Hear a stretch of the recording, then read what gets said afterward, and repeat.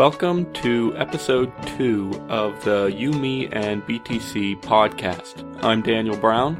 Today, we start off with a few Bitcoin scams, and we move into discussion all about trust and how Bitcoin redefines the way we trust people in our world. My co-host Tim Baker and myself both get a little bit fired up in this episode, so stick around. Don't forget to visit our website, YMBandBTC.com. We'd love feedback and especially tips if you're willing. Here we go.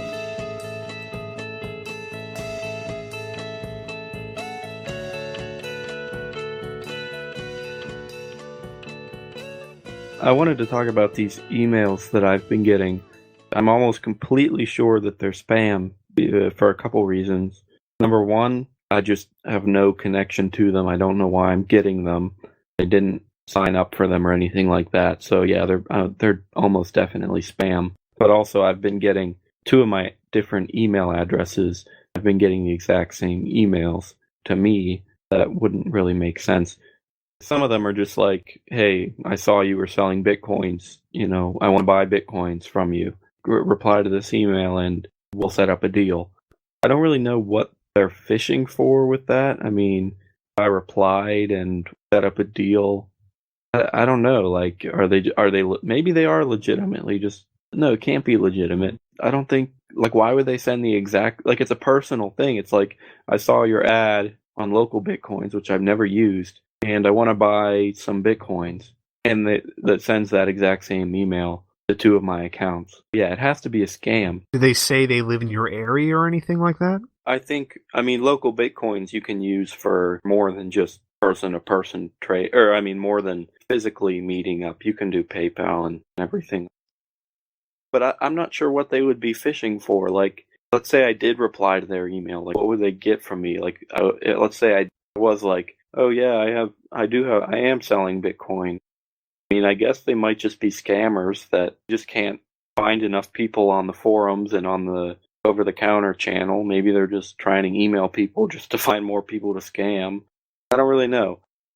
That is one of the nicer things, or not one of the nicer things, but a good thing about Bitcoin, that it's kind of hard to get scammed unless you're really, really stupid. I guess with the dollar or anything like that, it's kind of hard to get scammed unless you do something really stupid. I'm not sure about that.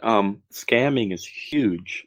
Yeah, I should scam through an email kind of thing, because I guess it isn't any different from the dollar. I'm just thinking, I guess again back to I guess if you're putting out that, if you want to buy Bitcoins from somebody, it's pretty easy to, you can put out your information. You don't have to protect your information like a bank account number, which I'm not entirely sure why people are always they don't want to show that. But I might not know. You might be able to do a lot with that. I think it just helps if people can get other stuff. It helps to build your identity so they can steal it or something. So you're saying the difference would be with Bitcoin, if you're buying Bitcoin through an email or something personally, you really don't have to give them that much information. You just have to give them your Bitcoin address, right? Yeah, and you can't do anything with that except send me money. Right. So right, and that's a good thing, and that's true. The thing with scamming when it comes to Bitcoin is it depends which direction you're going. It depends if you're getting Bitcoin or sending Bitcoin, and it depends who sends first. Because if you're the one receiving the Bitcoin, if you're trusted enough, and if you can prove that you're trusted enough to get the other person to send first, then yeah, it's extremely safe, because if they have to send first, they're sending you Bitcoin, it's irreversible. Yeah, Bitcoin is extremely safe just because it's irreversible.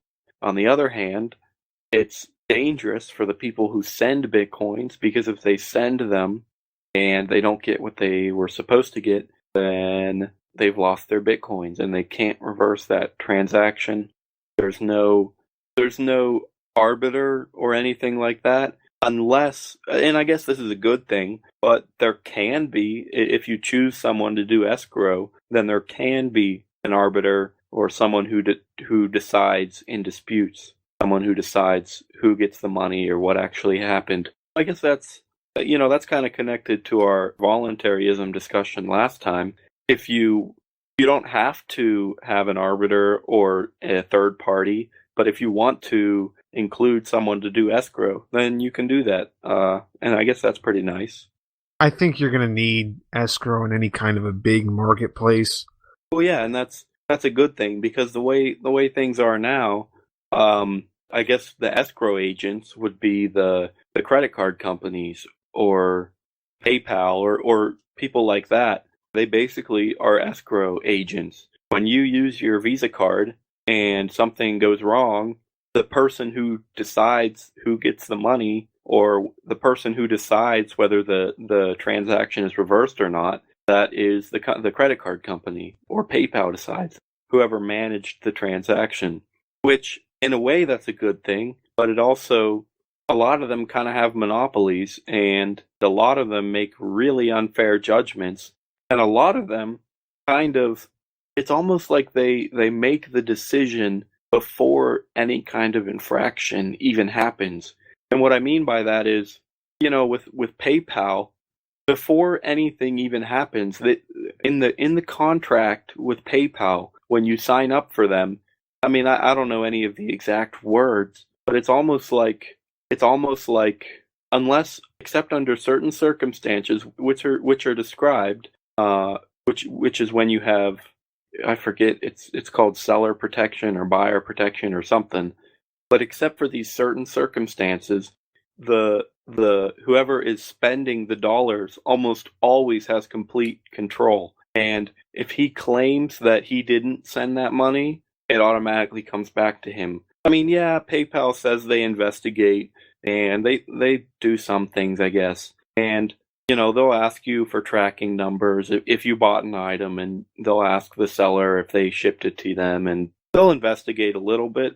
But it's almost as if it's decided before anything even happens. It's just decided that, zero fraud liability means that if the buyer says that, oh, it wasn't me, I wasn't the one that bought that. If he says that, then the money automatically comes back to him.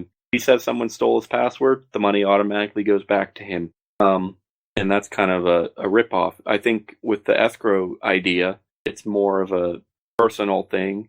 I do understand why PayPal does it like that, because I can imagine the huge amount of complaints they get and what they probably thought they were going to. Although maybe it wasn't like that when PayPal first started, but I would imagine they would have had to think that they'd have a lot of fights over who sent money and who didn't. But yeah, the escrow is nice because it does create kind of a trust, especially if it's an escrow. If you set up a marketplace and then you have an escrow on there, best example, well, at least that I know of, that I've heard of, allegedly, Silk Road, where money doesn't go directly between buyers, sellers, like that. It gets put into an escrow system, and a buyer has the option to finalize once the vendor has kind of selected as being shipped or whatever. Or I heard from someone who at one point went on there that the sellers would sometimes give a person a discount if they finalized early. Something just came out recently because, I mean, I think you've heard about the Silk Road 2.0 coming up. They were closed like 4 days, just opened up last night. It was from like the 22nd to the 28th. And there was allegedly a note on one of the pages about there was some kind of a problem that all the funds that were in escrow over the Christmas break kind of locked up because something happened with the new Dread Pirate Roberts. The guy who was writing the thing, this was all in the forums allegedly, something happened that they don't have the key because they supposedly keep all their funds in cold storage. Like, I guess they have a bunch of people kind of working together on it, but they don't have the key from him to unlock the stuff, so all the escrow funds are stuck in there. So what they're doing is some of the staff are going to be working without pay and they're going to try to pay back money to all the people who had their money stuck in escrow. But they're also introducing a feature where if the seller and the vendor agree, they can go around the escrow system.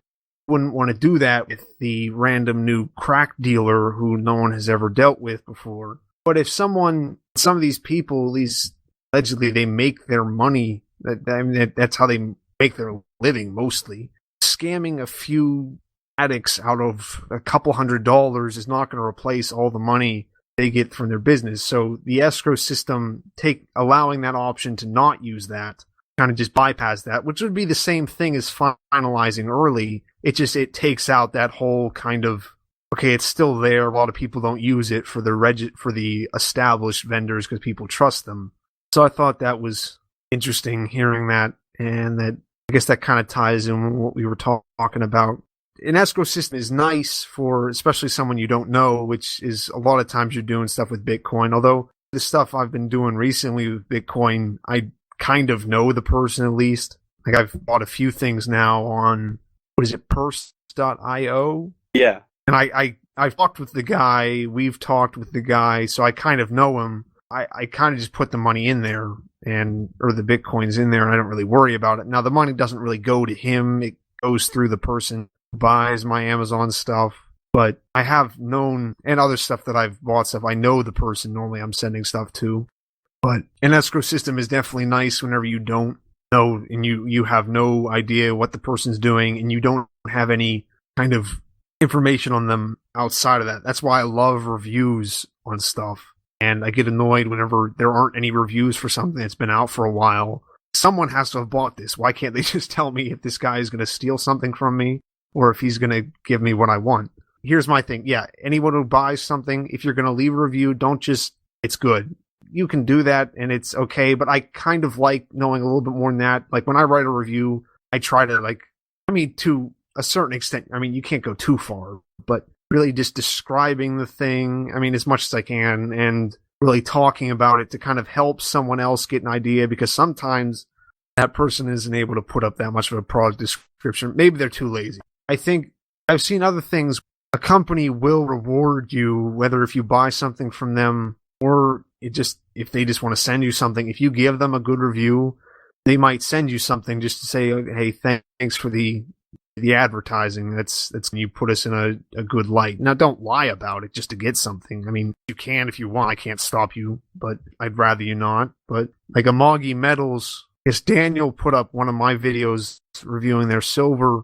Well, they sent to Daniel actually, because I was the one that emailed them and said, we have this review. Well, because they were asking for reviews, and I said, we have this. And they didn't even ask me for an address or anything because they already knew who I was. I dealt with them several times before. So yeah, they just automatically sent it to me. Yeah, they sent us little piece of silver, a copper ounce round, or not round. It's basically like a 45 caliber bullet, but it's 45. It's an ounce of copper shaped into that. Like I said, some like very little pieces of silver and then a little piece of lead, I think. Which doesn't sound that great, but I kind of like having a little bit of lead. Which, the stuff wasn't that expensive, but it's kind of nice seeing a company just, I don't know if it's reward or just show some appreciation for you doing something. Especially, I've bought from them several times, 5, 6, whatever, at least. And so, yeah, it's just nice to get something special. In general, no matter what we're talking about, reviews are very helpful. Especially when, you think of, sometimes when people, like we have I don't know, everything, like the USDA is supposed to review or inspect meat and everything and make sure all the meat is healthy and food is healthy. And there's the Food and Drug Administration, which does the same kind of things, which on the one hand, that's good because you think of the old days when, peddlers would run around selling snake oil that's supposed to heal anything at all. And obviously that's not true. And you don't want people selling everything just pretending like it's something that it isn't. But the USDA and the FDA are not the people to fix that kind of problem. We still have those problems. There's people who sell donuts that are going to help you lose weight. We still have all kinds of problems. Really, the only way the USDA and the FDA and whoever the government is trying to use to fix these problems, you just have to see how it works. You have to review it for yourself, and you have to see how other people review it, and just see if it is what they say it is. Like, it's not that complicated. If somebody makes a hamburger that kills someone, people are going to know about it, and nobody's going to buy hamburgers from the same place again. But Daniel, the government will protect us from those poisonous hamburgers. You can't. It kind of does sound a little bit like, okay, people have. I mean, you're going to take away the FDA, but they give us all this good stuff like artificial sweetener that give us cancer and all this stuff. People will think that if you say that, okay, businesses just have to. I mean, if someone dies from their hamburger, or if a plane falls apart in the middle of the sky and there's not like a collision with something else, no one's going to buy a plane like that before. And like, but the government can save that from happening. If you look at history, that's normally how we get advancements. I mean, how many people had to die while we were developing the airbag? I mean, people still get killed by the airbag. Yeah, airbags, seatbelts. I mean, whenever I forget if it was it went from being too soft and it was too hard to where it was just beating people to death whenever it come out. And that's kind of how it is. I wouldn't wish that on someone, but just having the FDA do it and say, okay, this isn't safe, because at least the car things can use dummies, but the FDA, I mean, they pass all this kind of stuff, and then they recall stuff that they pass all the time too. So, I mean, how much you can trust them a little bit, I guess, but that's why with like any of this health, like any kind of health stuff for your body, I normally like to try it myself at least and see if I even feel a difference. Like, I've been having my hemoglobin's low. I'm anemic for some reason. And there's a lot of stuff you can use for that. You can use iron supplements from a doctor. They're not pretty simple. You kind of just swallow them. I mean, there's other foods you can eat, and I've kind of just gone through, and it's like, okay, if it makes me feel better, use it. If it doesn't, I don't care how crazy it sounds. I won't start trying to eat something that I pretty much know is poisonous. You kind of have to take some people's word for it. Other things, I mean, you might as well try them. Which, like all this cancer stuff, talking about the FDA and what all they approve, I mean, I guess is the best thing we have now. I haven't looked into it enough to really say there's anything better, but radiation, it's like, okay, we're going to try to kill this bad part of your body, but we're also going to poison the entire rest of your body. You may die from that. I don't know. I think when it comes to Bitcoin, I think this really is actually related. It's just a reminder that things always work best when you're working and trusting. When you don't have to trust the person? I guess, yeah, that might be good. When there is no third party. I mean, when the government comes in and tries to make decisions for you and try to tell you what's good and what's bad, that can cause problems. And when it comes to Bitcoin, you get to choose yourself who you trust. I mean, if you really did trust the USDA, then sure, you could trust them and their reviews and everything, which sometimes I think we can, but just not always. And yeah, it's kind of all related to trust, I guess. Yeah. And when it comes to Bitcoin, that's how it is. And with all this escrow stuff, you get to choose who you trust. Nobody is forcing you to trust anyone or to submit to anyone or to agree to anyone's decision.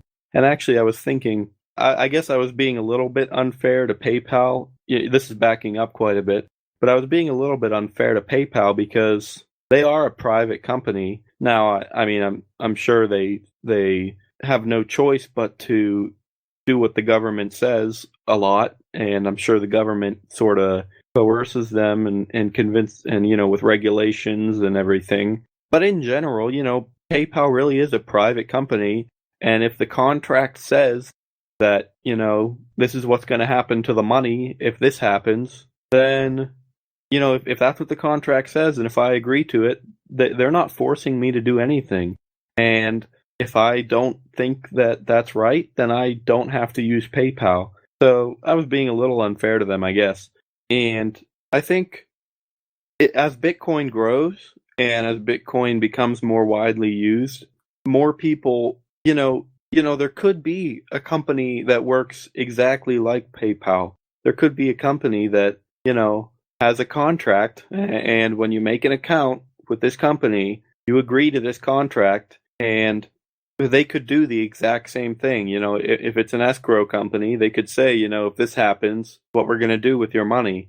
Bitcoin doesn't exactly solve that problem, but when you're using Bitcoin, you still get to choose who you trust. And that's how it is too with PayPal. I get to choose whether or not to trust them, but that's because they're a private company, and that's because because they're not the government. The government doesn't give me much of a choice whether or not I trust the FDA. If the FDA says that this drug is bad, it's going to be almost impossible for me to get, it's not impossible, but if the FDA says that something's bad, it's going to be illegal for me to get it. If PayPal says that I can't send money to this person, well, then I can't do it through PayPal, but, I could still figure out a way to do it. I guess what I'm saying is just like PayPal is a private company and I can choose whether to use them or not. That's how things are in the Bitcoin economy as well. You choose if you want to use escrow or not. You don't even have to. It's not like a credit card, which is also a private company. So I don't want to be unfair to them either. But if you're using a credit card, you are bound to that agreement, and you are bound to any chargebacks or reversals or anything like that. And if you want that, sure, use a credit card. If you don't want that, then you don't use a credit card. That's how it is with Bitcoin too, which is actually a good thing. You can choose who or what companies or how you want to trust people, or if you want to trust people. You can choose if you want to trust your buyer directly, or if you want to go through an escrow service that you both trust, and things like that.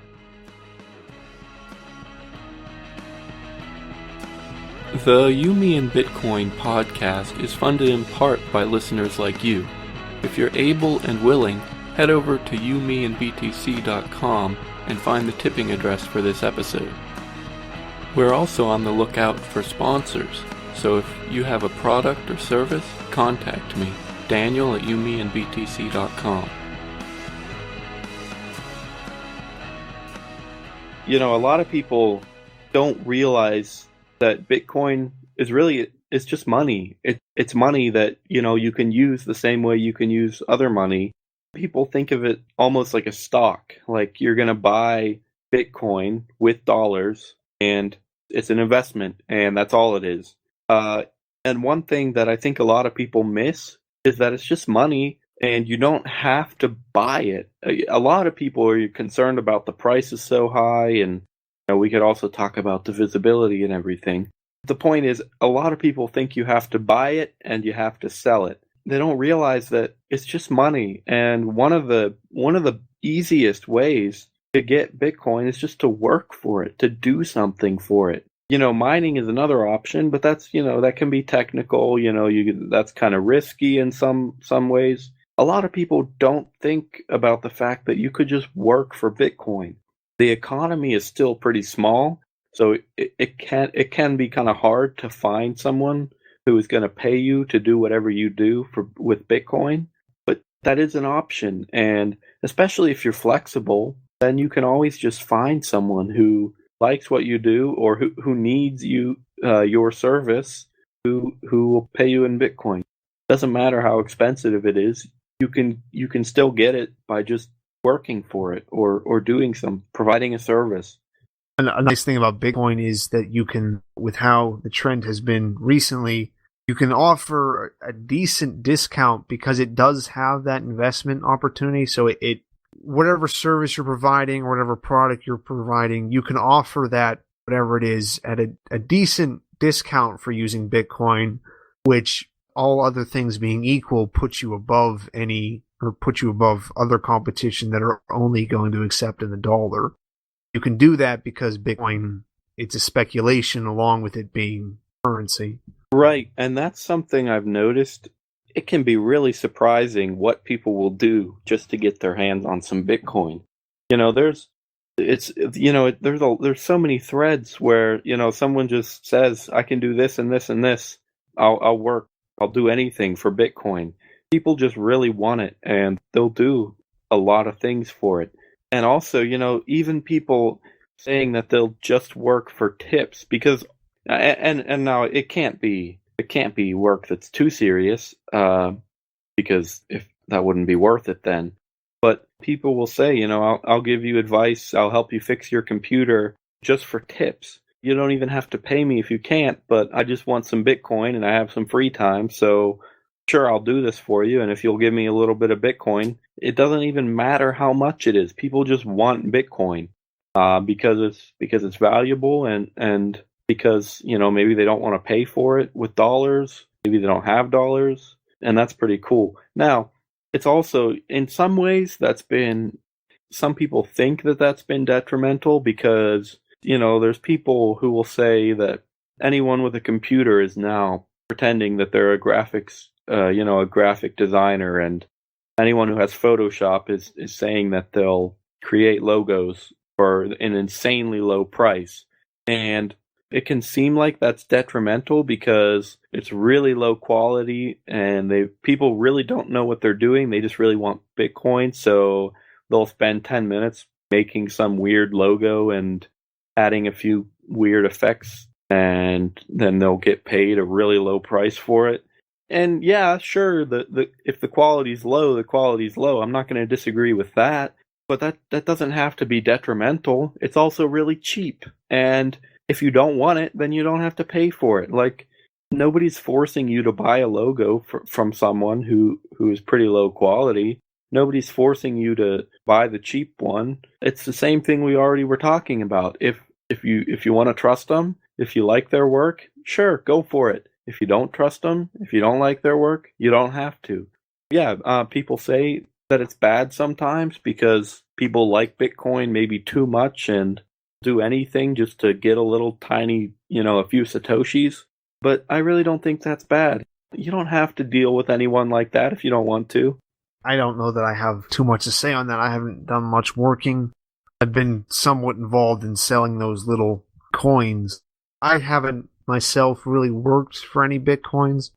You've written some for Bitcoin. Have you given a discount, or do they ask you to give you a discount for that at all? I haven't done anything with a discount because I don't really have any set prices in the first place. I'm kind of one of those people that'll just write for whatever they want to pay me as long as it's reasonable. But one thing that is also helpful is yeah, like you've been saying, if I wanted to, I could provide a pretty good discount because that's happened before. Somebody's going to pay me half a Bitcoin to write a page or two because at the time it's worth, I don't know, $20 or $50 or whatever it's worth. Now that half a Bitcoin is worth, several $100, and that's awesome for me. That makes me want to work. That's related to a whole lot of economics and everything, but if money is valuable, and especially if it's going to be more valuable in the future, that creates productivity. And I guess that's what I was already saying on the forums. There are so many people. Yeah, okay, it's not always the best quality, but there are so many people out there just saying, I'll do anything. I'll do whatever you want. They'll tell you what they like, what they went to school for, and they're just like, I'll work for Bitcoins. And that has to be a good thing. I think, yeah, a lot of people, it gets to the point where either it's because the skills they have, some kind of a disability they have, it just makes more sense to just take a disability check, something like that, because it's not feasible to pay all the taxes, income tax. Probably my favorite quote about the income tax is you have all these taxes. I think they're normally called like vice taxes, like there's taxes on cigarettes, taxes on drinks or alcohol, and those are supposed to discourage all those things, and people, that's what they say that's what they're for. So, I mean, what is an income tax supposed to do? Exactly, yeah. It's supposed to make them money. I don't think they're not going to say what's supposed to stop people from making money, but that's what it does. And it's even beyond that. It's all the different licenses stuff that you have to do just to set up a business in America. You pay the local, you pay the state, you pay the federal, and depending on what kind of a business you're getting into, you have licenses that are local, state, federal, everything. I mean, right now it's pretty nice for me because I can basically just do things under the table I have a few different options for doing stuff like that, and that's mostly what I want to do. But it's really kind of hard on someone who doesn't really have those kind of options. You can try setting up a business, but that's not going to go too well. You can try, if you want to be legal, probably the internet's probably the best idea because you don't have to pay the overhead cost of maintaining that building and having fire code violations being thrown against you and all that stuff. It gets kind of ridiculous with how everything, and then people, well, there's all these lazy people around, they're not working. Yeah, there are some lazy people, but also it's the fact that those people realize that them sitting around, they're going to make more money than they will if they go out and actually work. Yeah, I never really thought of it that way, but that is a really good observation. You know, we have taxes to discourage cigarettes, which I think that's wrong, but we have those. Why would you not think that an income tax would discourage productivity? And it does. It definitely does. It's in some ways, you know, working is expensive. And then the more money you make, the higher percentage is taken. Exactly. I guess it's almost kind of, I don't know, sneaky of the government though to label it an income tax, because it's like when you go to the casino or when you're gambling, the money doesn't come from everyone. The money comes out of the pot, and then somebody wins and they get the pot minus a fraction. Sometimes you don't even notice that you're losing because the winner still gets a pile of money. It's just not as much money as they should have. And, you know, that's kind of how it works with the income tax. It comes straight out of your paycheck, which is the most annoying thing ever. But really, you never even see that money. You never even notice that it's not there. And then you owe more money at the end because for some reason that wasn't enough already. I don't know. Yeah. Or no, but even if you file your taxes and you get a refund, that puts people in a good mood and it makes them happy. But they don't realize that they worked for that money and that they're supposed to have even more than that. Yeah. So. And then I was thinking about the other taxes with the cigarettes that you were saying and alcohol to discourage them. That goes back also to what we were saying earlier, how the government is they're making decisions for us. They're acting as a sort of escrow agent who decides what's right and wrong and what's good and bad. But why do they get to decide that? Tax Freedom Day is the day that you've made enough money that will cover all the taxes that you pay throughout the year, and just up to that day, by the end of the year, you don't keep any of that money. All that money is going to go towards taxes on the money you earn later in the year, stuff like that. April 18th, over a quarter of the year. So basically, then, you know, that's saying that over 25% of your money goes to taxes. Yeah, for 4 months and 18 days, you're a slave, basically. And that's what I don't get that about taxes and how people, you got to pay taxes, because somehow you get from in the Bible where Jesus talks about under Caesar what Caesar's, because somehow he answers the question that whenever right after he says render to God what is God's, and he doesn't really answer the question, because if he had answered the question, someone would have killed him. That was the entire point of the parable, is he didn't answer it because he didn't need to answer it. And that wasn't something that was important, but everyone wants to use that where you got to pay your taxes. But how is that any different than just being a slave? It doesn't matter if slavery is, okay, I get 100% of what you work. Where does that, is it at 99% you're not a slave? Or where does that change? Is it after 50%? Like if I only get to keep 43% of what you do, I'm not a slave, but if you keep all of it, you are. And where does that percentage change? And then if you ask someone like that, just like, well, you're not supposed to think about it like that. You live in a great country. Yeah, and when you think about it, you know, slaves got a place to live and, you know, some food. But what do we get? We get to... Well, I mean, we get roads. People always want to say roads. But it's not like a direct slavery. The best way I've heard it described is it's almost like a human, just a tax farm kind of. You kind of just, and you look at what does a farmer do? I mean, you live on a farm, Daniel. There's that information you maybe don't want out on the interwebs. I don't know. No, that's all right. Your cows don't have a terrible life. You don't beat your cows. You don't take away everything they have. I mean, you probably don't make them sleep on steaks or stuff like that. You want to keep them relatively healthy. Now, I mean, you don't. Did you say we don't eat our cows? No, I said we definitely do. Okay, yeah, you do eat. No, I know. I said you don't make your cows sleep on like spikes or something that's really like bad for them. Like, you want to keep them alive because they give you something eventually. Now, it's different for like a milk cow kind of thing. I mean, I know you eat them. If it's something that's like a continuous stream of something like a milk cow, pardon the pun, or chickens that lay eggs, like, you don't beat the chicken, and you're not like cruel to the chicken normally if they just keep on getting eggs from it. I mean, you give it food, you give it water, and then people realize that chicken is not free and it's kind of stuck there at the farm. But people, when they're under a government, it takes like 50% of their stuff eventually through inflation, through income taxes, through sales taxes, through all the stuff. Most adults are paying 50% of their income. That's the percentage I've heard. I don't know. I'm sorry. But people then, okay, well, the government gives us all this stuff. It gives us fire protection, and it gives us the police, which is just wonderful, and roads. But yeah, they kind of have to do that just so that we keep on working. I mean, they're not going to just let us die because the government is not out to get me. The government is not going to come kill me. I'm worth a lot more to them alive than I am dead. And that's not saying that I'm an important person. That's just I make more money for them. I'm not harming them enough for them to be like, okay, this kid needs to die. Maybe if I was going out and doing stuff where I was like talking to a lot of people, spreading some kind of a message, which is probably never going to come through me because I'm stupid. But there's no point in killing me. The government isn't going to kill you unless you're a big problem, just because you make money for them. You're a tax cow. That's basically all you are.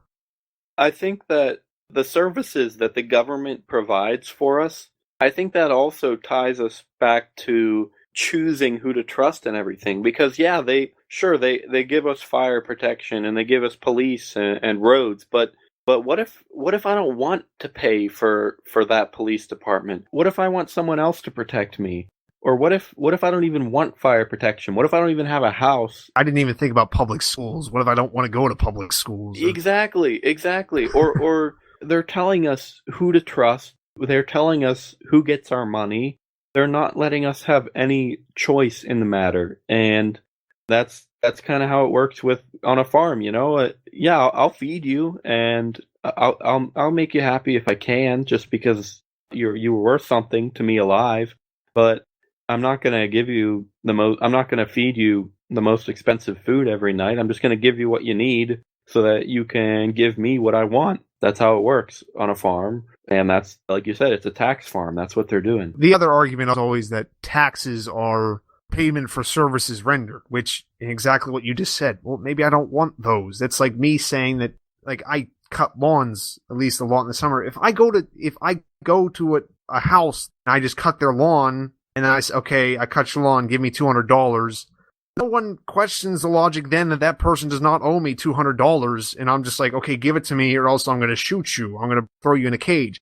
No one thinks that's okay. As soon as the government does it, that's fine. It makes sense. Don't worry about it, Tim. That's they make us pay for things that we don't want, or things that we don't want to pay for, or for someone else's things. I mean, I want security. I just don't think the police, a monopolistic police, does that the best. I mean, I'm not saying police don't do a job at all, but I think it'd be done better, or anything. I mean, I like we were talking before about reviews. I want there to be kind of like on different food, like you could have like a company report that this food is clean, it's not made with poison or something like that. Just to sell the food would not need something, but I'd like something like that. And it would have to be built off of that company being trustworthy, that they don't just take a bunch of money to label something that's full of pesticides as not having any pesticides. That's what a lot of people, oh, you anarchist, voluntary, everyone will just start killing people and people be eating hamburgers, they'll be full of rat poison. I'm like, well, that's kind of already happening sometimes. some stuff has some weird stuff in there, so I don't know why I have to have a perfect solution when you never even try to come up with any kind of a solution. I just think it'd be provided better in a free market.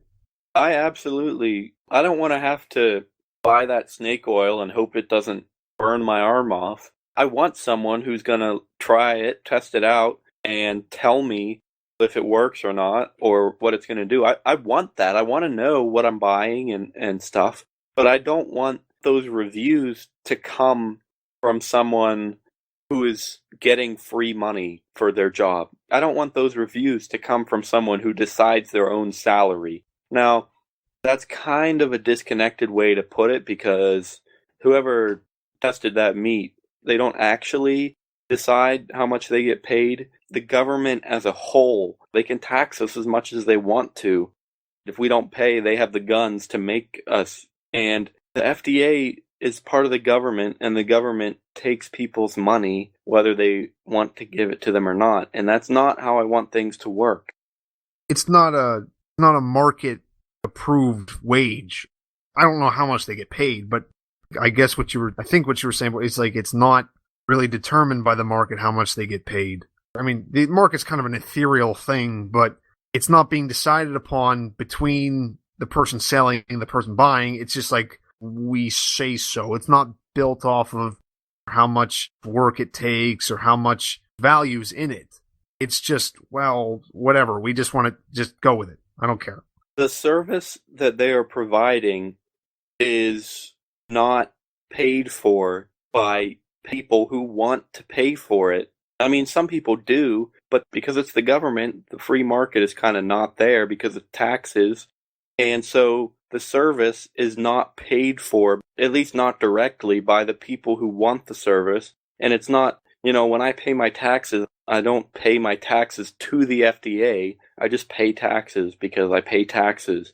Exactly. With the free market, even when it comes to, the Food and Drug Administration, you could choose to pay them for what they do, or you could choose not to. And that means that they have to do a good job. They have to work hard to be trusted and to make the right decisions. And that's how they're going to make the most money. But when it comes to the government, they don't have to do anything to make the most money. They just take the money. And that's not how it works the best.